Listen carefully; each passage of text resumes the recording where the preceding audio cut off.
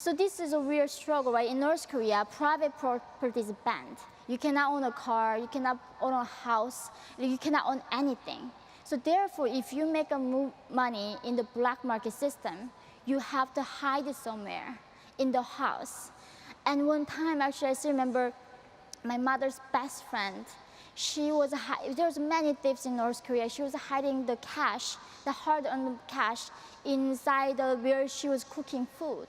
And the husband came without knowing and burned the whole thing. So her life saving gone like that. So in North Korea, because we don't know how to hide the cash.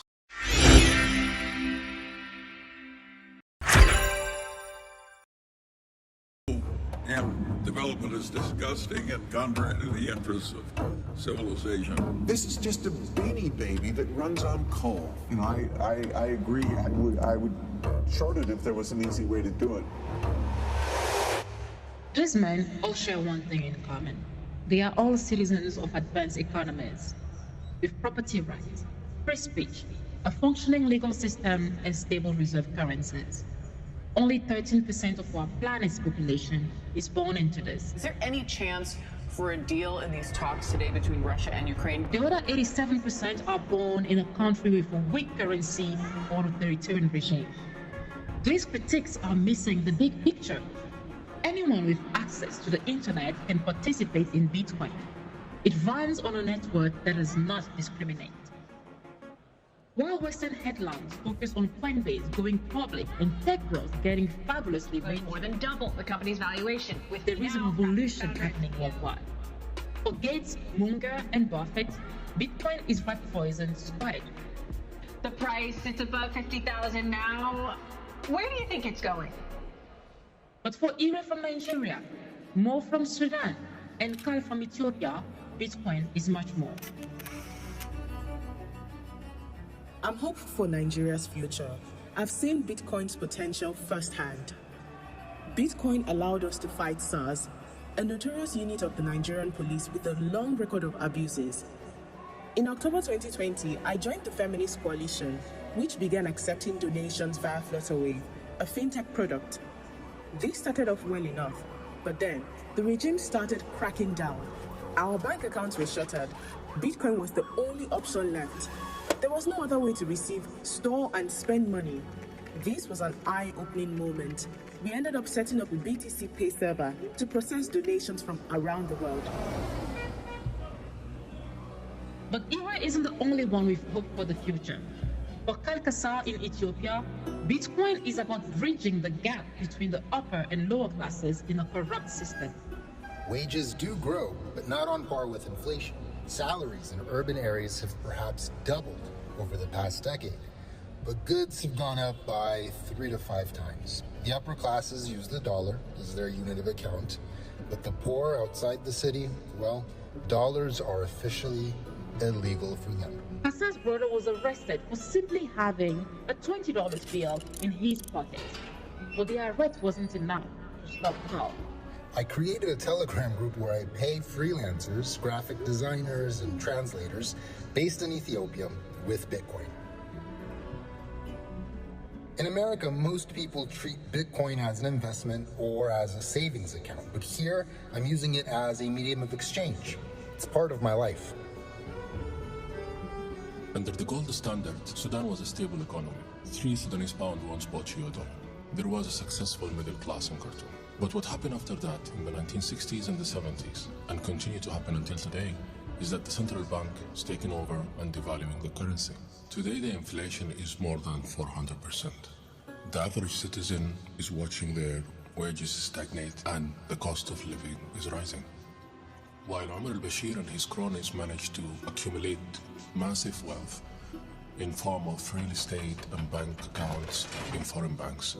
What Mo describes is the Cantillon effect, a systemic plague wherein those closest to the source of the inflation profit, while the rest suffer. Many Sudanese people are starting to use Bitcoin as a tool to escape corruption and as a lifeboat to survive this economic crisis. Now that is not something I think the world needs. There is something inherently not credible about creating hundreds of billions in virtual wealth with nothing ever actually being accomplished. Bill Gates. Charlie Munger. Warren Buffett, they don't like the technology behind Bitcoin because it's coming to seize a place in the global stage that they used to have just for themselves. Liberation technologies should be invested in, not shorted. And for those comfortable in the dollar bubble, it's time to check your financial privilege.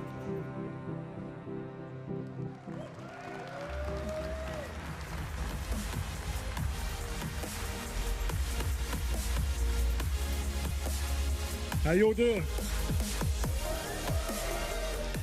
You're still pretty quiet compared to last year. Right, so next up, my good friend Alex Gladstein is about to come out and host a very, very important session. Alex has just written an amazing book called Check Your Financial Privilege. Please go and check it out. We all love the gains. We all love it when Bitcoin goes up. But really, one of the best things about Bitcoin is how it enables freedom around the world. So this is going to be an incredible session. I want to hear a huge round of applause for everyone as we introduce them out. Okay, firstly is Yeonmi Park. If you haven't heard her on Roga, go check that out.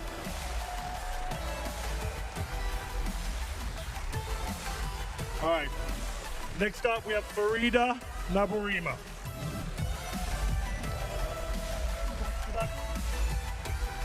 All right, also a huge round of applause for my friend Fadi Elsalameen.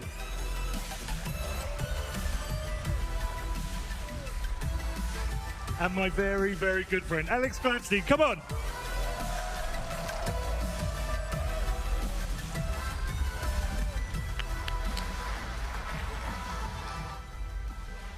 Welcome, everyone. Thank you for being here. It's such an honor and a privilege to share the stage with these three incredibly noble individuals. Look, I know that for a lot of you, Bitcoin is about number go up. It's about investment. It's about thinking for your family's future, and that's a big part of Bitcoin. But Bitcoin's also about freedom go up, and it's about how a new monetary technology can help liberate people around the world who are stuck in horrible, horrible situations. So I want to start by asking each of my guests to tell you about how money works in their countries or you know, where they came from, and how perhaps in Asia or Africa or the Middle East, money works differently than how it might work here. To start, I'm going to turn to Yeonmi. I've known Yeonmi for many years. She's an incredible author, activist. She escaped from North Korea and has devoted her life to fighting human trafficking and to helping get information back into people stuck in North Korea. So Yeonmi, why don't you start by telling us just a little bit about this, you know, black hole of information that you grew up in and what it was like, you know, before you escaped. So thank you so much. Hi, everyone. Good afternoon. Thank you. Hi. I know, I'm so grateful to talk about Bitcoin and also freedom. I mean, without freedom, why do we even need the money, right? So it's a unique opportunity to talk about with Bitcoin and freedom. As you can see this satellite photo of my country, do you see that there's a black hole in between South Korea and China? That's where I was born. I was born in complete darkness. I often joke about that, you know, we have Earth Day in North Korea every day. It might be good for the environment, but not good for the people. In this 21st century, people do not even know what internet is. Growing up in North Korea, I still remember when I was young, the government was telling people that you should deposit money in the bank. And then people did, because we trusted our dear leader. I mean, he was our God to us. Once we put our money in the bank account, it was locked. Nobody could get the money out of the bank accounts. Only people who had a connection to the bankers and the government officials who could get the money out. And so this is a real struggle, right? In North Korea, private property is banned. You cannot own a car, you cannot own a house, you cannot own anything. So therefore, if you make money in the black market system, you have to hide it somewhere in the house. And one time, actually, I still remember my mother's best friend. There was many thieves in North Korea. She was hiding the cash, the hard-earned cash, inside where she was cooking food. And the husband came without knowing and burned the whole thing. So her life saving gone like that. So in North Korea, because we don't know how to hide the cash, I still remember my mother take the stockings out and put the cash and wrapping around her burning body parts to hide the money, because that was the only way we could carry cash. And by the 2009, we all know that North Korea strived to become a socialist paradise where there's no inequality. So the regime decided, how are we going to make everybody equal? They decided in 2009, we are going to do something called the currency exchange, which means previous money that you had means worth nothing, literally trash. That people had been saving for decades. Yes, in the black market for like 70 years, people working in the black market and saving this money, and the regime wanted to make sure that everybody is equal and take all the power from North Korean people. So they did something called the currency exchange, and they said each family now, they give them only 1 week, 7 days. 1 week, you had 1 week to turn in your old money. Yes, and they said, and for the Pyongyang people, the country people, only 3 days. Each family can only get new cash that was worth of buying 2 kilograms of rice. So if you're a billionaire, millionaire, your money meant nothing the next day. And after that currency exchange, North Korean people now actually do not have any North Korean money, and they are actually trying to find a way to get US dollars and Chinese yuan. So the regime found a very cruel way to try to make everyone equal. And this is just a theme that was in these songs that they made you memorize and talk about when you were a child, this paradise that you were in where everyone was equal. In reality, it's sort of like the Animal Farm. Some were more equal than others. And what she just described to you in 2009 is known as demonetization. So cash can help people, and it does help people around the world. A lot of people save around the world, especially in dollars. In their under their mattress or somewhere in their house, but there's a very cruel way that the government can even take that from you, and that's again called demonetization, where they say, oh, all that money, that's no longer worth anything anymore. And as you're just telling us, they only gave people a week or even a few days, depending on which caste system you were in. And in North Korea, people are geographically separated in castes, depending on the loyalty of your family during the Korean War. And they basically said you only have a certain amount of time to turn that in, and then in exchange you'll get this new money, but you can only get a certain amount. So I mean, we don't often hear about finance and economics and money in the human rights discussions. I worked on North Korea issues for years and years and years and years and never heard about this or learned about this until I started asking questions about Bitcoin and money. And in that vein, when you were growing up, did they teach you about money in school? No, I mean, the word in North Korea, profit, is banned. The word profit is banned. So, I mean, they think money as an evil, and any business, enterprise, private business is evil. So they don't teach us anything about economy and money. So people, basically, what we have to do is relying on the government, who is going to give us public rations. But they didn't do that. So our only choice was dying from starvation, and that's how I escaped from North Korea. I was 13 years old. Can you talk a little bit about the role that money played in your escape at all, and maybe how it was a limiting factor, or how you wish you had a different kind of money? Take us through that a little bit.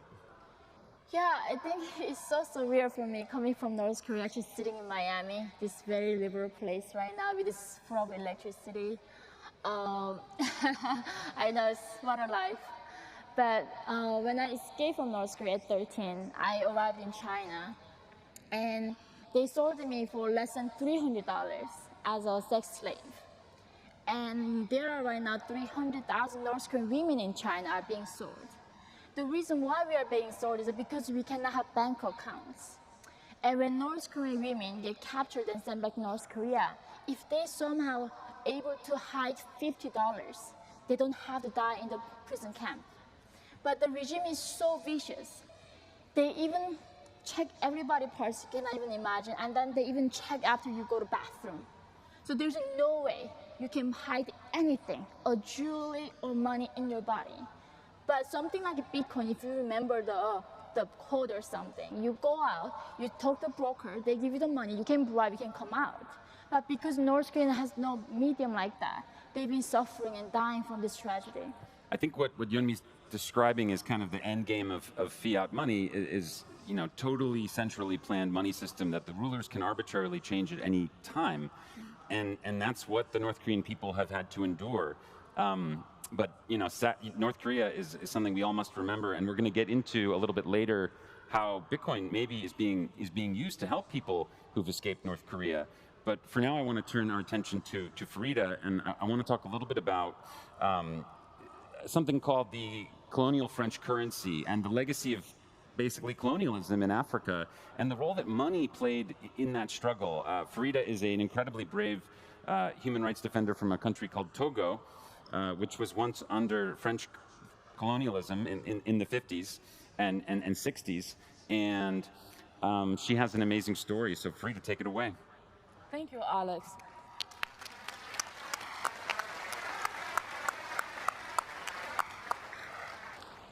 So as you can see it on the map, 14 African countries are still using a colonial money.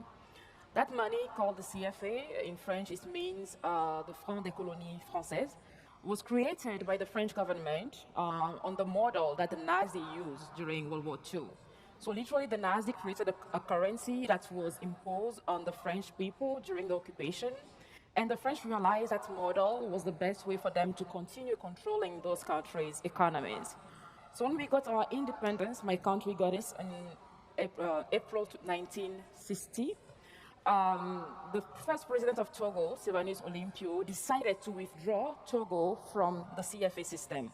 Why? Because all the countries had to keep their gold reserve in the French bank, and the French control 80% of our reserves. We don't have a central bank that is independent. The French control the central banks that were created for us. And at the end of the day, when we need more money because of inflation, we have to borrow our own funds with interest from the French government. So the president of Togo thought it was a scam, and he decided to create the Togolese franc in December 1962. Exactly 1 month later, he was assassinated by former soldiers of the French colonial army in Togo. These soldiers ended up seizing the power, and they ruled the Togo since 1967. And today, we have the son of the first leader, Eyadema Gnassingbé, who was president for 38 years, taking over in 2005 when his father died, making Togo the oldest military regime in Africa, ruled by father and then son. So it's been a situation pretty similar to that of North Korea, 55 years of the same family. But the situation is much worse than that, because Togo is a country of 8 million people. But in those 14 French-speaking African countries, there's a population of over 180 million people. And literally, you have the livelihood of these people depending on a currency that has no value outside of those countries. The worst part of this is that on 2 occasions, in 1964 and then 1994, the French government decided to devalue our money by half. So since World War II, we have literally lost over 100% of the value of our currency. In addition, life has become more expensive because of inflation. Things cost basically over 300 times more than it's used to 5 decades ago. But the money people are earning for their hard work does not match the inflation rate. As a result, you have over 50% of the populations living in these countries living in extreme poverty. And unfortunately, every single leader of the African nations that tried to escape this system were either assassinated, like the president of Togo, Sylvanus Olympio, or they were removed by coup. And the worst part today is that we have over the half of the people, the nations ruled by in the CFE system, they are ruled by governments that are authoritarian, with leaders who have been there for over 40 years. That's the case for Togo, that has father and son in power for 50 years. The case for Gabon, that has father and son, recently for Chad. So you see the most authoritarian government in Africa, with the poorest population in Africa, using a currency that is colonial and that doesn't give the people any agency. And I think it's worth dwelling on this just concept of monetary colonialism. And I was able to interview Farida and Fode, who you saw speak up here on stage from Senegal earlier, last year, and I'd never really understood the monstrosity of the system. And just to break it down quite simply, the French colonial power was able to get cheap resources, tin, oil, uranium for all of its nuclear, programs in France. The French have this incredible nuclear power situation, but it's all coming from Niger, and it was taken basically at below market rates, and the local government had no ability to negotiate that. In fact, when they tried to negotiate it, they were taken out in a coup. So you have this government that's basically using this vast part of the world as a sort of a personal plantation, getting cheap, again, lumber, all kinds of resources. And then what they do is they take the finished goods that they make in France and they sell it back to the CFA countries at higher than market rates.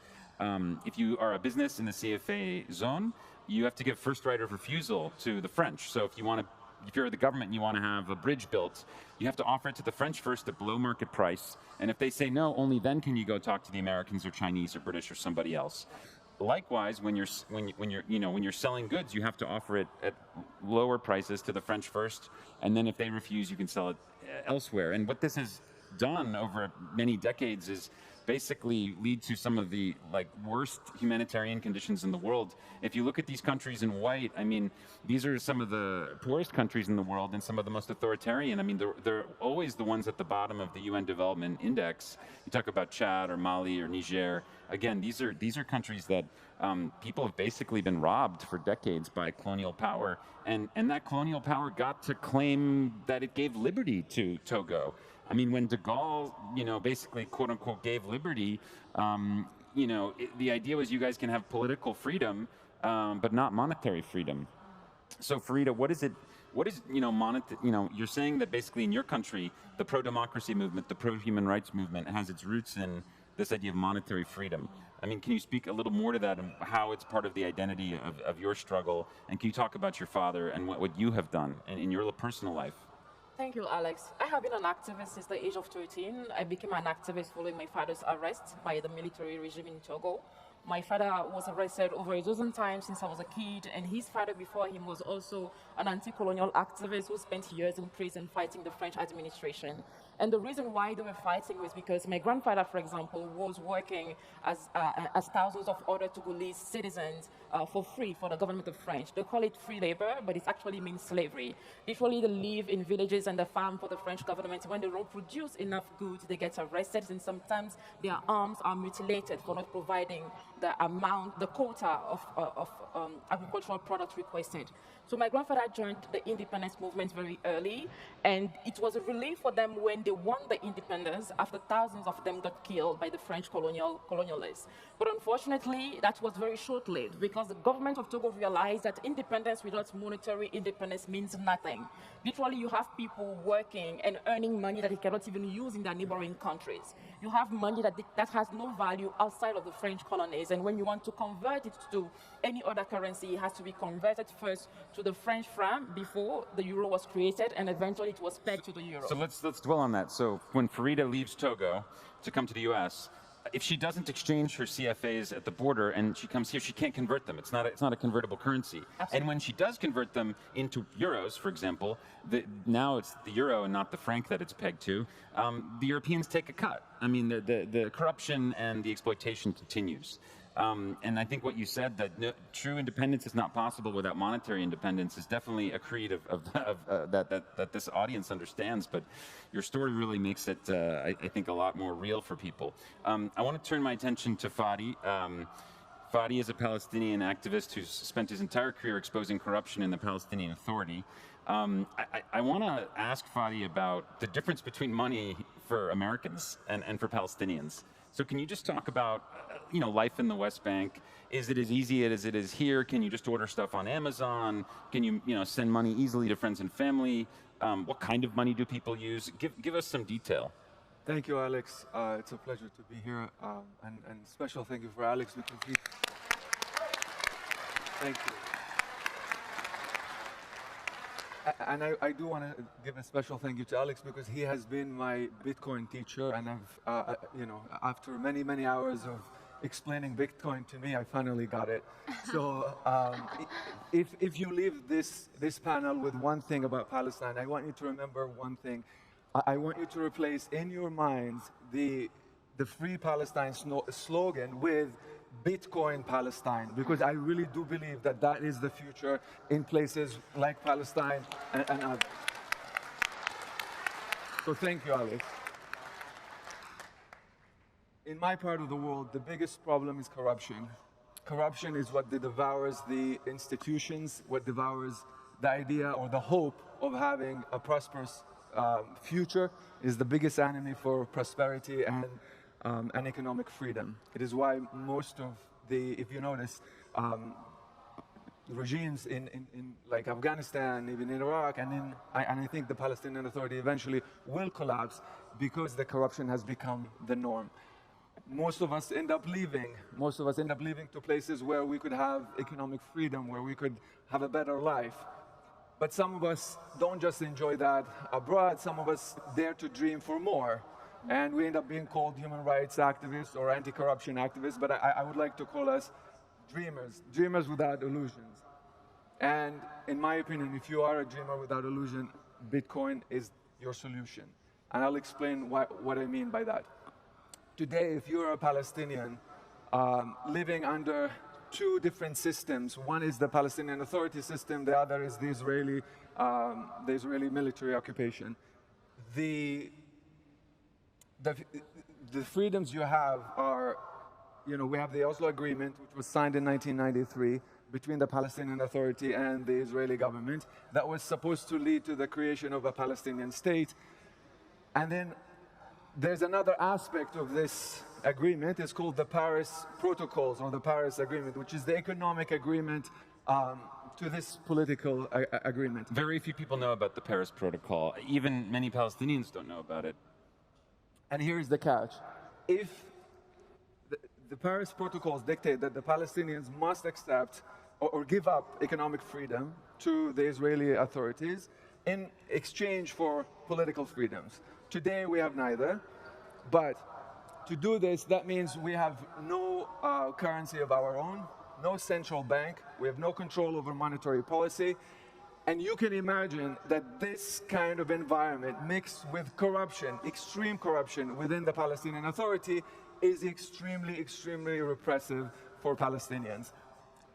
In order, so just to pause, so you have to use the shekel as like the dominant daily currency. Correct. Right. So just imagine the psychological effect of having to use essentially your occupier's currency all the time.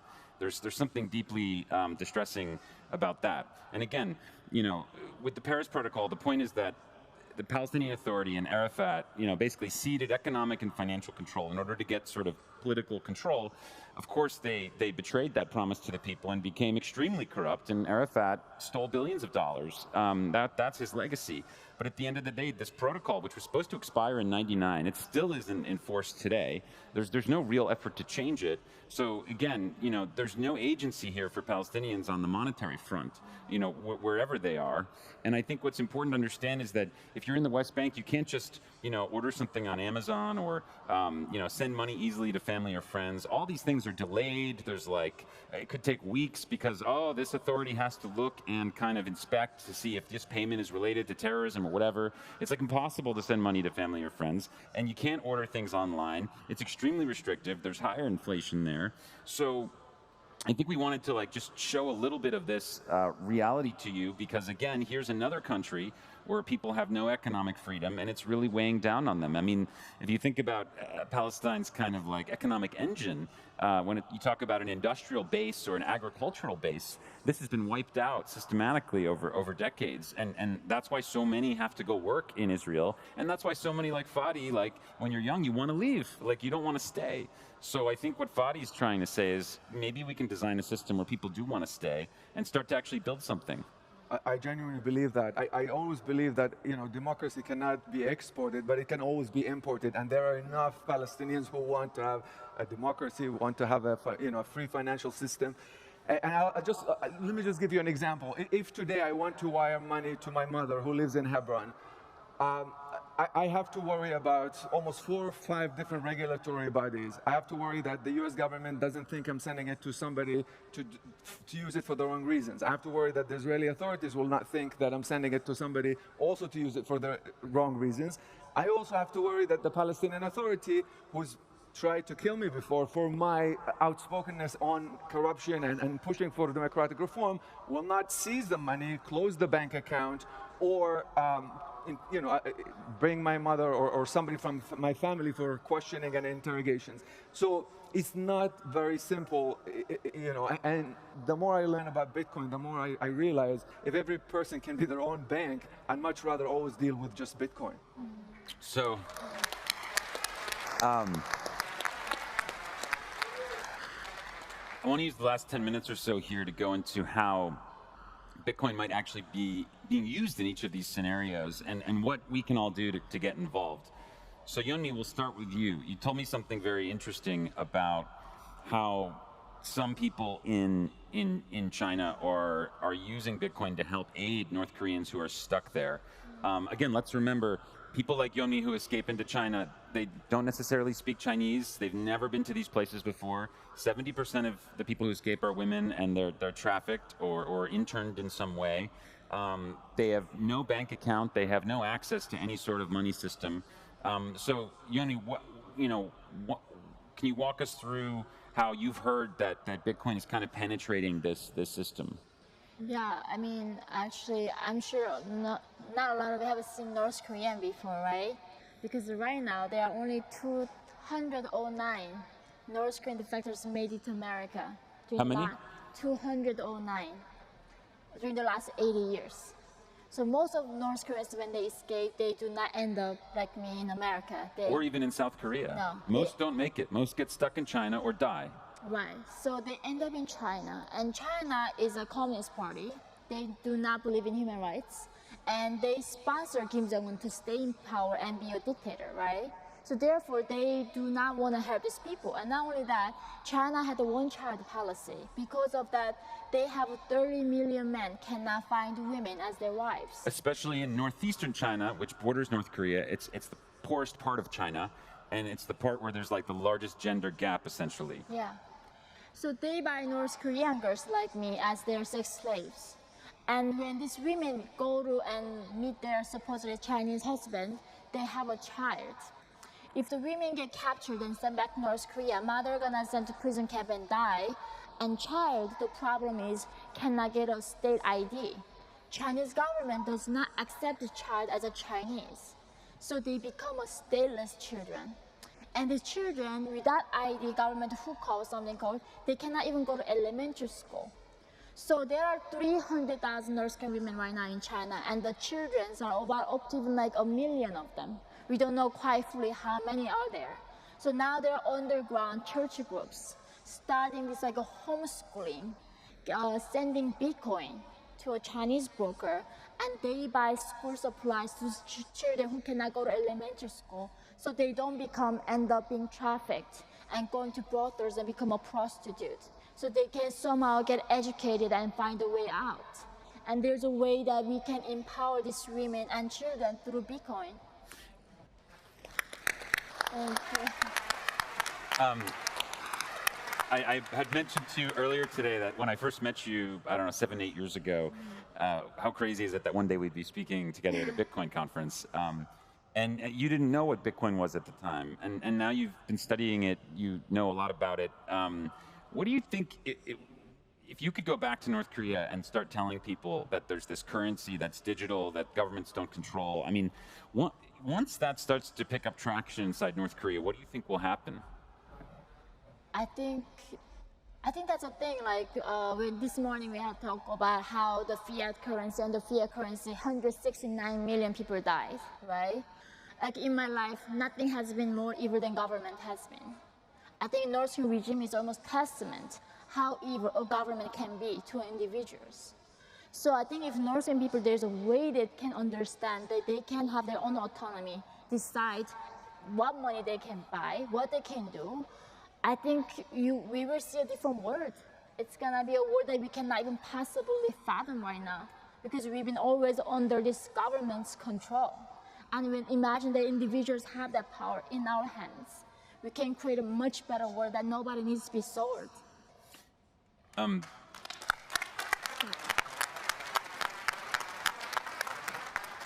Farida, turning to you, let's talk about some of the initiatives you're doing, how you're helping activists in Togo learn about this new technology, and then tell us about this amazing conference that you and Fode and many others are going to be putting on in Ghana later this year. Thank you, Alex. The interesting thing about Bitcoin is that it offers us the unique opportunity to truly decolonize our country. And To truly decolonize your country. Yeah, so I call the Bitcoin the currency of decolonization because we have never really had the opportunity to have a currency that aids us both in attaining our economic freedom but also our political freedom. So activists in Togo today are continuing to resist the authoritarian regime. Hundreds of them have been arrested and are living in prison and are not receiving any form of support. And the government goes as far as arresting nursing mothers because they are affiliated to a protest movement against the regime. So literally, we have a system today where we have a fund where we provide support, legal support, medical support to women, as well as political prisoners that are facing this form of repression and abuse from the authoritarian government of Togo. And thanks to the HRF, we established what we call the Igaye Academy, which is now going to deploy an education program that is going to allow Togolese activists, organizers, and citizens as a whole to better understand what the Bitcoin means and how we can start to resist the CFA system by using the Bitcoin. But more interestingly, it's going to provide us a way of fighting the regime more anonymously. Because years ago, hundreds of thousands of Togolese citizens actually rose against the military regime, and they were crushed with severe repression. The money that was raised to fund those protests came from the Togolese diaspora living in Europe, in America, and many parts of the world. But the regime found a way to block access to sending that money, and some people were actually arrested and are still in prison because they sent money back home to support protesters or to fund somebody who is close to the So they're able to strangle the protest movement through control of money. So today with the Bitcoin, people can send money back anonymously and can fund protests and can fund activist groups and can support political prisoners without fearing for their own lives and that of their families and relatives. Now, give us a quick sense of the conference in December that Fode mentioned earlier. Yeah, so today we are organizing as African Bitcoiners, Fode in Senegal, another friend called Gloire in the DRC, and we are planning on bringing Bitcoiners from all over Africa and beyond. You're invited if you want to join us in Accra, Ghana in December, because we believe this is a technology that we have to expand to the entire continent, and it is an opportunity for us as Africans to have a currency that is not based on colonialism, where you can move from Togo to Ghana to Nigeria and Kenya and still be able to have your money keep its value. Well, the Human Rights Foundation is very proud to support your conference, so we will be a sponsor of this event.